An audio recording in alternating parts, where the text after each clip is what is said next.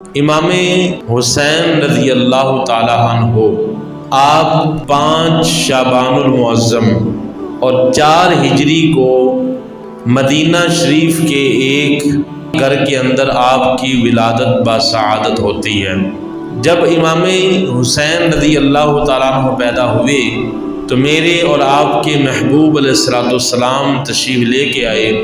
اور آ کر رسول اللہ صلی اللہ تعالیٰ علیہ وآلہ وسلم نے ان کے کان میں اذان پڑھی۔ پھر حضور علیہ السلام نے اپنے لباب دہن کے ساتھ ان کو گٹی بھی عطا فرمائی، پھر ان کا نام حسین رکھا اور پھر آقا علیہ السلام نے انہیں اپنا بیٹا بھی قرار دیا۔ اور پھر حضور نبی پاک صلی اللہ تعالیٰ علیہ وآلہ وسلم نے اپنی طرف سے 2 دمبے جو ہیں وہ منگوائے اور ان کو ذبح کیا اور امام حسین رضی اللہ تعالی عنہ کا عقیقہ بھی کیا۔ اور پھر ان کے بال مبارک جسے ہماری زبان میں جنڈ کہا جاتا ہے، تو پہلی بار جو بچے کے سر سے بال اترتے ہیں تو امام حسین رضی اللہ تعالیٰ عنہ کے سر سے اتارے گئے اور آقا علیہ السلام نے سیدہ فاطمہ رضی اللہ تعالیٰ عنہا کو فرمایا، میری بیٹی ان بالوں کی مقدار ان کے وزن کے برابر چاندی جو ہے وہ اللہ کی راہ کے اندر صدقہ کر دو۔ یعنی یہ حضور نبی پاک صلی اللہ تعالیٰ علیہ وسلم کی حسنین کریمین سے محبت کا عالم ہے۔ یار کیا نصیبوں والے ہیں امام حسین رضی اللہ تعالیٰ عنہ کہ آپ پیدا ہوئے تو آپ کے کان میں اذان بھی اللہ کے نبی نے پڑھی، پھر جب آپ گٹی دینے کی باری آئی تو رسول اللہ نے اپنے لباب سے گٹی عطا فرمائی، پھر نام رکھنے کی باری آئی تو اللہ کے نبی نے خود نام تجویز فرمایا، پھر جب عقیقے کی باری آتی ہے تو حضور علیہ الصلوۃ والسلام نے اپنی طرف سے عقیقہ کیا اور حضور علیہ السلام نے انہیں اپنا بیٹا بھی قرار دیا۔ تو اس سے بڑی امام حسین رضی اللہ تعالیٰ عنہ کی شان اور کوئی کیسے بیان کر سکتا ہے کہ آپ کی شان اور آپ کی عظمت اس دن ہی بلند ہو گئی تھی جس دن رسول اللہ نے آپ کے کان میں اللہ کی اذان کو بلند کیا۔ اس سے بڑی اور کون جو ہے وہ شان حاصل کر سکتا ہے اور نصیبوں والا ہو سکتا ہے کہ جن کے مذہب کے اندر اذان ہے، جو نبی بن کے آئے، جو لوگوں کو ہدایت دینے کے لیے آئے، وہی نبی خود ان کے کان کے اندر اذان پڑھتے ہیں۔ تو امام حسین کی تو لہریں بہ رہے، آپ کے تو وارے نیارے ہو گئے۔ اور یہ محبت صرف اس لیول کی نہیں تھی۔ ایک مرتبہ صحابی رسول آپ فرماتے ہیں کہ حضور نبی پاک صلی اللہ تعالی وسلم بیٹھے ہوئے ہیں مسجد نبوی کے اندر اور آقا علیہ السلام کی ایک ران کے اوپر حضرت امام حسین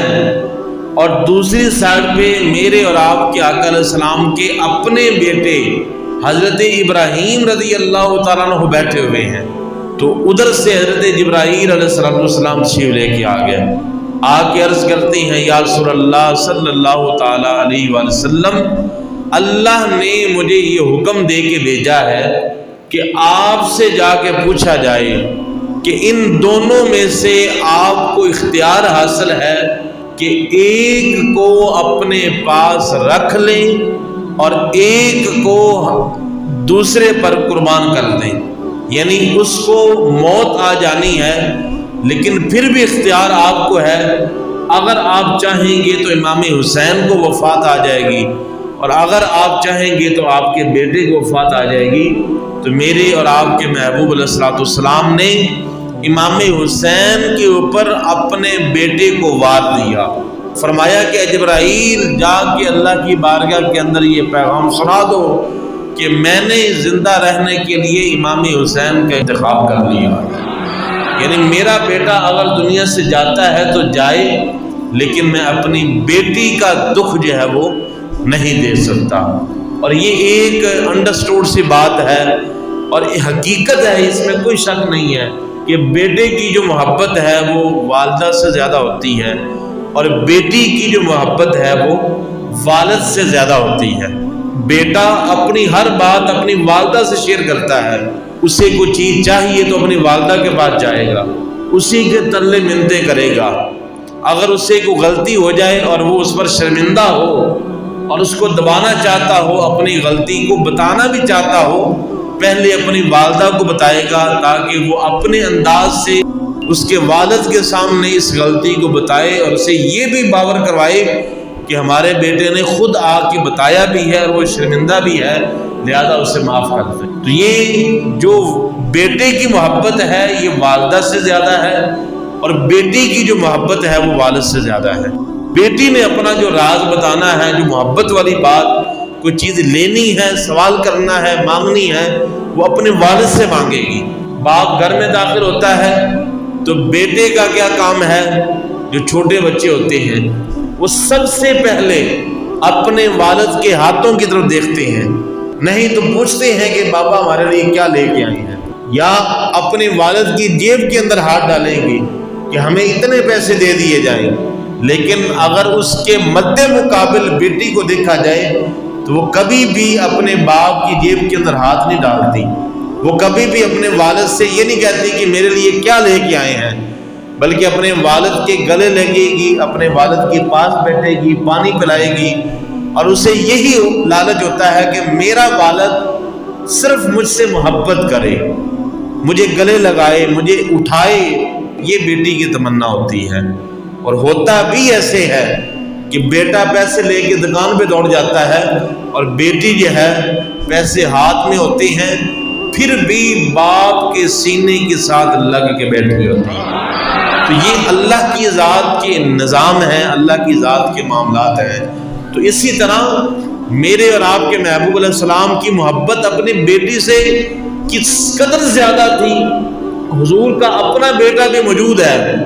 اور حضور کو اختیار بھی دیا جا رہا ہے، یا رسول اللہ اگر آپ چاہیں تو آپ کے بیٹے کو موت آ جائے گی،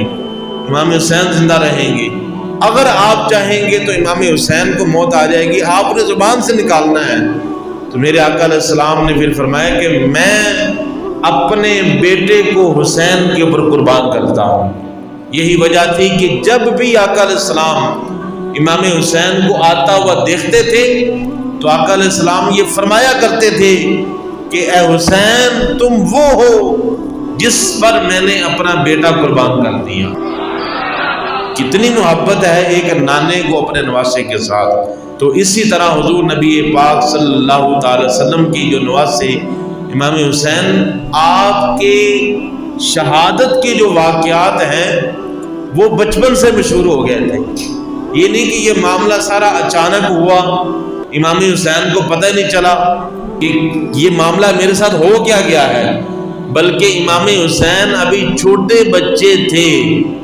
لیکن آپ کو پھر بھی اطلاع مل گئی تھی کہ انہوں نے اللہ کی راہ میں میدان کربلا کے اندر شہید ہو جانا ہے۔ امام حسین کو بچپن میں بتا دیا گیا تھا، جو کہ حدیث پاک کے اندر موجود ہے کہ میرے اور آپ کے محبوب علیہ السلام امام حسین کے ساتھ کھیل رہے ہیں، ان کو سینے سے لگایا ہوا ہے، ان کو گود میں بٹھاتے ہیں، اور کیا ہوا کہ ادھر سے جبرائیل علیہ السلام شیو لے کے آ جاتے ہیں، اور حضرت جبرائیل علیہ السلام نے ہاتھ میں ایک بوتل پکڑی ہوئی ہے اور اس کے اندر مٹی ہے جو لا کے آپ صلی اللہ علیہ وسلم کے ہاتھ میں تھما دی۔ میرے اور آپ کے محبوب علیہ السلام نے پوچھا جبرائیل یہ مٹی کہاں کی ہے اور یہ کیا پکڑا ہوا ہے ہاتھ کے اندر؟ تو جبرائیل علیہ السلام عرض کرتے ہیں یا رسول اللہ صلی اللہ تعالی علیہ وآلہ وسلم، یہ آپ کا نواسہ جو آپ کی گود کے اندر بیٹھا ہوا ہے یہ اس وطن کی، اس جگہ کی مٹی ہے جہاں پہ آپ کے نواسے کو شہید کیا جائے گا، یہ اسی جگہ کی مٹی ہے۔ حضور ابھی یہ مٹی بالکل صاف ہے، جب امام حسین کو شہید کیا جائے گا تو یہ مٹی خون کی طرح لال ہو جائے گی۔ اور ہوا بھی ایسے کہ جس دن امام حسین رضی اللہ تعالیٰ عنہ کی شہادت ہوئی ادھر آپ کی گردن مبارک کے اوپر تلوار چلتی ہے، خون بہتا ہے، ادھر مدینے کے اندر پڑی ہوئی بوتل کے اندر وہ مٹی گھر کے اندر ہی سرخ ہو جاتی ہے اور خون کی شکل اختیار کر جاتی ہے۔ یہ آپ کی شہادت کے چرچے بچپن میں ہی مشہور تھے، اچانک کوئی معاملہ ایسا پیش نہیں آیا تھا۔ سیدنا ابو ہریرہ رضی اللہ تعالیٰ عنہ اس حدیث سے پاک کے راوی ہیں۔ آپ فرماتے ہیں کہ عشاء کی نماز کا وقت تھا اور حضور نبی پاک صلی اللہ تعالی وسلم اس دن عشاء کی نماز پڑھا رہے تھے، ہم حضور کے پیچھے پڑھنے والے تھے۔ نماز شروع ہو گئی اور امام حسن اور امام حسین رضی اللہ تعالیٰ عنہما بھی مسجد نبوی کے اندر موجود تھے۔ ادھر حضور صلی اللہ علیہ وسلم نے عشاء کی نماز شروع کروائی، جماعت شروع ہو گئی، اور جیسے ہی آقا علیہ السلام سجدے میں جاتے تو امام حسن اور امام حسین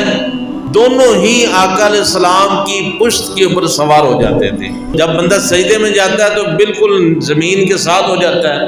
اور بالکل زمین کے کلوز ہو جاتا ہے، بچے کے لیے آسان ہو جاتا ہے کہ وہ کمر کے اوپر چڑھ جائے۔ تو اسی طرح جب آقا علیہ السلام سجدے میں تشریف لے کے گئے تو امام حسن اور امام حسین رضی اللہ تعالیٰ عنہما دونوں ہی حضور کی کمر مبارک یعنی پشت مبارک کے اوپر سوار ہو جاتے۔ آقا علیہ السلام ان کی خاطر سجدوں کو بھی لمبا کر دیتے، اور جب سجدے کی تسبیحات مکمل ہوتی پھر آقا علیہ السلام دونوں کو بڑے پیار سے نیچے اتارتے اور پھر اگلی رکعت کے لیے کھڑے ہو جاتے تھے۔ عشاء کی چاروں رکعت اور 8 سجدوں کے اندر ہو بہو ایسے ہی ہوا۔ جب نماز مکمل ہوئی تو سیدنا ابو ہریرہ رضی اللہ تعالیٰ عنہ چلتے چلتے اٹھے صف کے اندر سے اور حضور کے پاس آ کے کھڑے ہو گئے۔ عرض کرتے ہیں یا رسول اللہ صلی اللہ تعالی وسلم، آپ اگر اجازت دیں تو ان کو میں گھر چھوڑ کے آ جاتا ہوں، کہیں آپ کی نماز کے اندر جو ہے وہ خلل تو نہیں آ رہا؟ اگر آپ کا حکم ہو تو میں ان کو گھر چھوڑ کے آ جاؤں۔ تو آقا علیہ السلام نے فرمایا کہ نہیں، ان کو میرے پاس رہنے دو۔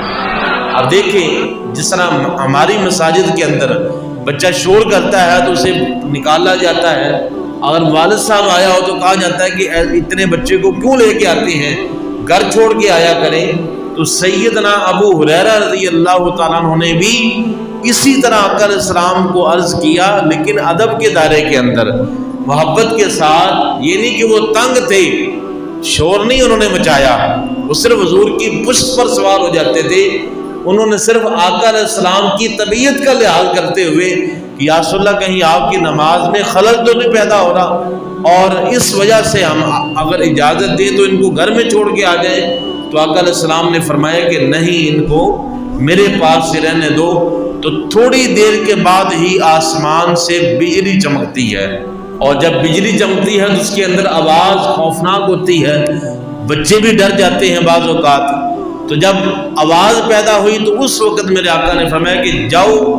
ان کو ان کے گھر ان کی والدہ کے بعد چھوڑ کے آؤ۔ ابو ہریرہ فرماتے ہیں کہ جب بجلی چمکی تو روشنی ہو گئی۔ آج بھی ایسے ہوتا ہے، جب بجلی چمکتی ہے تو 2-4 سیکنڈ کے لیے ہر طرف روشنی ہو جاتی ہے، پھر جب بجلی واپس جاتی ہے تو دوبارہ اندھیرا ہو جاتا ہے، اس سے زیادہ روشنی نہیں ٹھہرتی۔ لیکن سیدنا ابو ہریرہ رضی اللہ تعالیٰ فرماتے ہیں کہ جب آقا علیہ السلام کے سامنے بجلی چمکی اور آقا علیہ السلام نے حکم دیا کہ جاؤ ان کو جا کے گھر میں چھوڑ کے آؤ، تو بجلی کی روشنی اس وقت تک ختم نہیں ہوئی جب تک حسنین کریمین امام حسن اور امام حسین رضی اللہ تعالی عنہما دونوں اپنے گھر میں داخل نہیں ہوئے۔ جس طرح حضور محبت فرماتے ہیں اپنے نواسوں کے ساتھ، اسی طرح اللہ کی ذات بھی حضور کے نواسوں سے محبت فرماتا ہے۔ اور میرے آقا علیہ السلام اکثر ان کو کندھوں پہ بٹھا لیتے۔ سیدنا ابو ہریرہ سے ہی یہ روایت موجود ہے کہ ایک مرتبہ آقا علیہ السلام نے ایک کندھے پہ امام حسن کو سوار کیا ہوا ہے اور دوسرے کندھے پہ آقا علیہ السلام نے امام حسین کو سوار کیا ہوا ہے، اور آقا علیہ السلام اپنے گھر سے نکلے ہیں، یعنی گھر سے ہی سوار کر کے باہر نکلے ہیں، اور آگے صحابہ کرام کافی تعداد میں کھڑے ہوئے تھے۔ تو آقا علیہ السلام چلتے چلتے ہمارے پاس سے گزر گئے اور ہم اس دوران دیکھ رہے تھے کہ آقا علیہ السلام نے انہیں کندھوں پہ سوار بھی کیا ہوا ہے، لیکن ساتھ ساتھ آقا علیہ السلام ان کے بوسے بھی لے رہے ہیں۔ اور ایک بار اب دیکھیں نا، جب بچہ کندھے پہ ہو تو بوسہ لینا ذرا مشکل ہوتا ہے، لیکن حضور کی حسنین کریمین سے محبت کا کیا عالم ہے کہ اس لمحے کے اندر بھی میرے آقا علیہ السلام ساتھ ساتھ چل بھی رہے ہیں اور ساتھ ساتھ اپنے نواسوں کا بوسہ بھی لے رہے ہیں۔ اور پھر آقا علیہ السلام نے رات کے وقت ایک دن آسمان کی طرف اشارہ کر کے فرمایا تھا، دعا کی تھی، اے اللہ میں ان دونوں سے محبت کرتا ہوں، تو بھی ان دونوں سے محبت فرما، اور میرا جو بھی امتی ان دونوں سے محبت کرے اے اللہ تو ان سے بھی محبت فرما۔ یعنی یہ آقا علیہ السلام نے دعا کی اور حضور نے بتایا، حضور نے اظہار کیا، اے اللہ میں ان دونوں سے محبت کرتا ہوں۔ اب دیکھیں کہ اللہ کی ذات کو کوئی بندہ حکم دے سکتا ہے، لیکن یہ اللہ کی اور اس کے رسول کی محبت کا ایک انداز ہے کہ حضور نے اپنے رب سے اظہار کیا،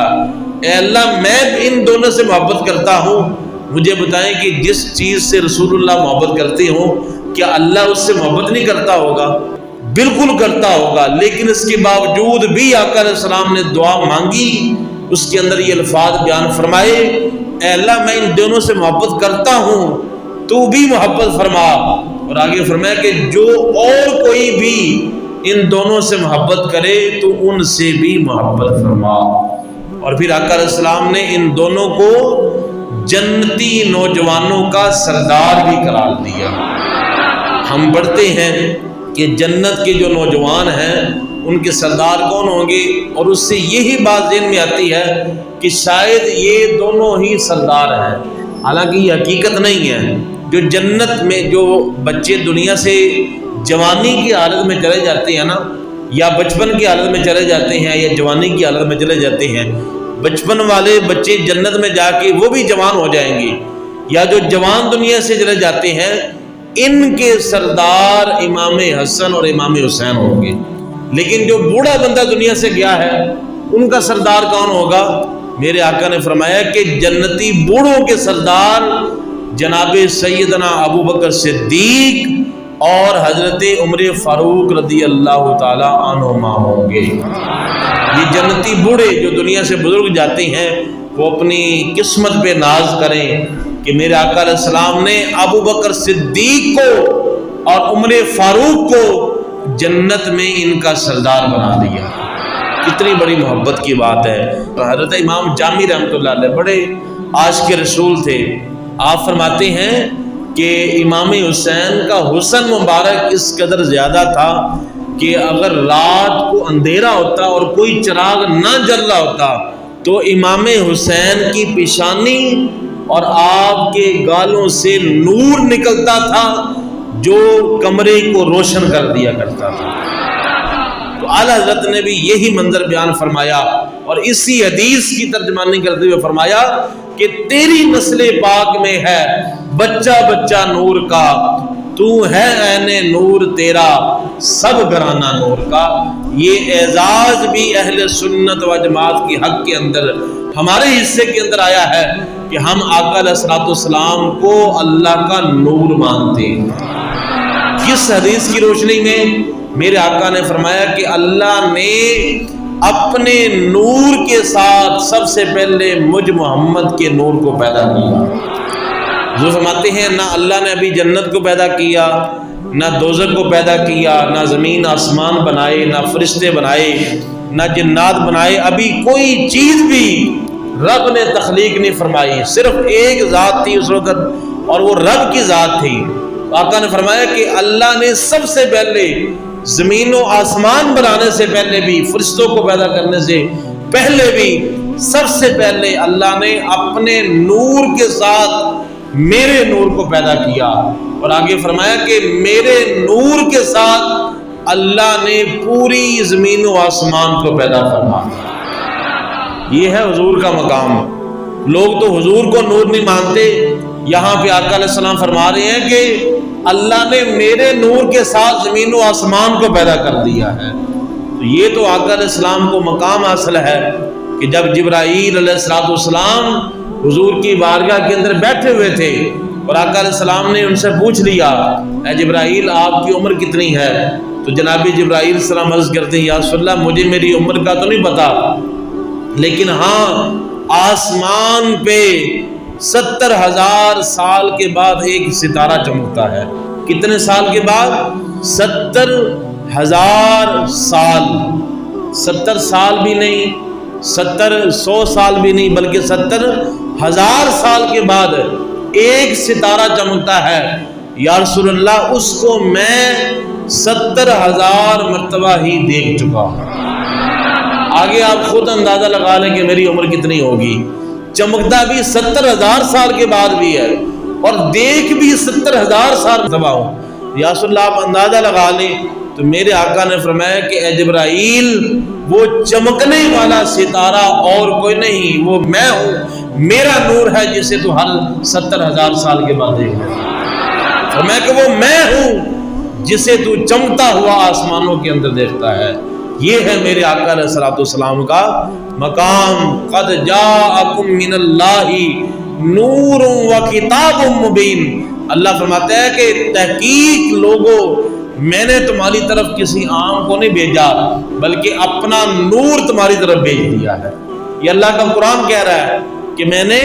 تمہاری طرف، لوگ بشر کہتے ہیں، ہماری طرف کھاتے پیتے ہیں حضور، جس طرح ہم سوتے ہیں حضور بھی اسی طرح سوتے ہیں، جس طرح ہم کھاتے ہیں حضور بھی اسی طرح کھاتے ہیں، جس طرح ہم چلتے پھرتے ہیں، ہمیں بیماری خوشی غم آتی ہیں اسی طرح حضور کو بھی آتے ہیں، جس طرح ہم پخانہ پیشاب کرتے ہیں حضور بھی اسی طرح کرتے تھے، لہٰذا ہماری طرح بشر ہیں، ہم میں اور ان میں صرف یہ فرق ہے کہ وہ نبی ہیں اور ہم ان کے امتی ہیں، اس سے زیادہ ہمارے درمیان اور ان میں کوئی فرق نہیں ہے۔ عزیزان گرامی یاد رکھیں، بخاری، مسلم، ابو داؤد، ترمذی، نسائی، سب کتابوں کے اندر یہ روایت موجود ہے کہ آقا علیہ الصلوۃ والسلام کا پخانہ کبھی بھی کسی صحابی نے دیکھا ہی نہیں۔ حضور اسلام 63 سال اس زمین پر رہے ہیں، حضرت اماں آمنہ سے لے کے حضرت حلیمہ سعدیہ نے حضور کی بچپن میں پرورش کی، پھر اینڈ تک آقا علیہ السلام زمین پر رہے، 63 سال کی زندگی گزاری، کسی نے بھی حضور نبی پاک صلی اللہ علیہ وسلم کا پخانہ مبارک نہیں دیکھا۔ وجہ کیا تھی کہ نبی کوئی بھی چیز کھاتے ہیں وہ پیٹ میں جا کے نور بن جاتی ہے۔ تو کوئی بندہ کیا مجھے بتائیں کہ اس لیول پہ چلو پہنچ جائے، جو کہتے ہیں کہ حضور ہمارے جیسے ہیں، میں کہتا ہوں چلو یہی صفت اپنی بتا دو کہ کیا تمہارے اندر یہ موجود ہے، باقی بتانا تو دور کی بات ہے۔ کیا تمہارے اوپر قرآن اترتا ہے؟ کیا تمہارے لیے 12 شادیاں جائز ہیں؟ اس کے باوجود بھی کہنا حضور ہمارے جیسے ہیں، تو پتہ چلا کہ وہ جس کو اپنے جیسا کہتے ہیں وہ کوئی اور جو ہے وہ ہوگا جس کو اپنے جیسا کہتے ہیں، بلکہ ہم تو اس نبی کو ماننے والے ہیں کہ جن کا سایہ بھی اللہ کی ذات نے پیدا نہیں فرمایا، جن کا سایہ نہیں ان کا ثانی کہاں، جن کا سایہ نہیں ان کا ثانی کہاں، تو حضور کے جیسا کوئی بھی نہیں ہو سکتا۔ یہ اللہ کی ذات نے اہل سنت جماعت کو اعزاز بخشا ہے کہ ہم صرف حضور کو نور نہیں سمجھتے بلکہ آقا علیہ السلام کی ساری اولاد کو ہی نور سمجھتے ہیں۔ آپ مجھے بتائیں نا کہ پلاسٹک ہے، پلاسٹک اس کے ساتھ آپ لوہے کی کوئی چیز تو نہیں تیار کر سکتے، مٹی ہے اس کے ساتھ مٹی کے برتن تیار ہوں گے نا، سٹیل کے تو نہیں تیار ہو سکتے۔ تو جو ہے نور، میرے آقا بھی نور ہیں، تو نور سے آگے نور ہی پیدا ہوگا نا، نور سے آگے کوئی اور چیز نہیں۔ عقل مندوں کے لیے اتنا ہی سمجھ جانا کافی ہے۔ تو امام جامی رحمۃ اللہ علیہ جو عاشقوں کے سردار ہیں، آپ فرماتے ہیں کہ امام حسین اندھیرے کے اندر آپ کی پیشانی، آپ کی گالیں چمکتی تھی تو اندھیرے والا کمرہ بھی نور سے جگمگانے لگ جاتا تھا۔ یہ امام حسین کا نور ہے، آپ کا حسن ہے۔ مجھے بتائیں کہ میرے آقا علیہ الصلوۃ والسلام کے حسن کا کیا عالم ہوگا، حضور کے حسن کا کیا عالم ہوگا جو ان کے نانا ہیں۔ یہ تو نواسے ہیں جن کو آقا علیہ السلام نے اپنا بیٹا قرار دیا۔ عزیزان گرامی، 5 شعبان المعظم کو امام حسین رضی اللہ تعالیٰ عنہ مدینہ شریف کے اندر جو ہے آپ پیدا ہوئے۔ حضور نے ان کے کان میں خود اذان پڑھی، میرے آقا علیہ السلام نے ان کو اذان بھی خود پڑھی، ان کا نام بھی خود رکھا، ان کے لواب کے ساتھ گھٹی بھی عطا فرمائی۔ پھر آقا علیہ السلام نے ان کی طرف سے عقیقہ بھی کیا اور پھر حضور نے ان کو اپنا بیٹا بھی قرار دیا۔ پھر حضور نے ان کو جنتی نوجوانوں کا سردار بھی قرار دیا۔ پھر آقا علیہ السلام نے یہ بھی عرض کیا، اے مولا میں ان سے محبت کرتا ہوں تو بھی ان سے محبت فرما۔ اور جو ان سے محبت کرے اللہ تو ان سے بھی محبت فرما۔ امام حسین کی شان کو سمجھنے کے لیے صرف یہ جملے ہی کافی ہیں، ان جیسا کوئی نہیں ہو سکتا۔ ہم صرف اپنے گھروں کے اندر لنگر کے پیسے دے دینے، سبیلیں لگا لینی، امام حسین رضی اللہ تعالیٰ عنہ کا یہ پیغام نہیں ہے۔ اگر امام حسین پانی کے پیاسے ہوتے، بھوکے ہوتے، تو روایت میں آتا ہے کہ آپ صرف ہاتھ اٹھاتے تو اللہ نے اتنی بارش نازل کرنی تھی کہ یزیدی فوج نے بہہ کر کہیں کا کہیں چلا جانا تھا۔ یہ امام حسین آپ نے پانی نہیں مانگا بلکہ پانی ترستا رہا کہ کاش وہ امام حسین کے لبوں کے ساتھ لگ جائے۔ پانی امام حسین کے لیے ترستا رہا ہے، امام حسین پانی کے لیے نہیں ترسے۔ یہ ہمارا اہل سنت و جماعت کا عقیدہ ہے۔ تو 10 محرم الحرام کو کوشش کیجئے گا کہ روزہ بھی رکھیں، جس سے باغ کے اندر آتا ہے سیدنا عبداللہ بن عباس رضی اللہ تعالی عنہما، بخاری کے اندر اس سے باغ موجود، آپ فرماتے ہیں کہ حضور 10 محرم کا خود بھی روزہ رکھتے تھے اور اپنے صحابہ کرام کو بھی حکم دیا کرتے تھے، میرے صحابہ تم بھی روزہ رکھو، کیونکہ محرم کا ایک روزہ رکھنا، میرے آقا نے فرمایا کہ یہ ایک پورے مہینے کے روزے رکھنے کا ثواب اللہ اس بندے کو عطا کر دیتا ہے۔ اور جو 10 محرم کا روزہ ہے اس کے بارے میں میرے آقا نے فرمایا کہ اللہ 1 سال کے روزوں کا ثواب عطا کرتا ہے۔ 10 محرم کا روزہ رکھنا 1 سال کے روزوں کے ثواب کے برابر ہے، اور محرم کے باقی دنوں کے روزے رکھنا 1 مہینے کے روزوں کے ثواب کے برابر ہے۔ لہذا کوشش بھی کی جائے، اور یہ موجود بھی ہے کہ یہودی جو ہیں وہ 10 محرم الحرام کا روزہ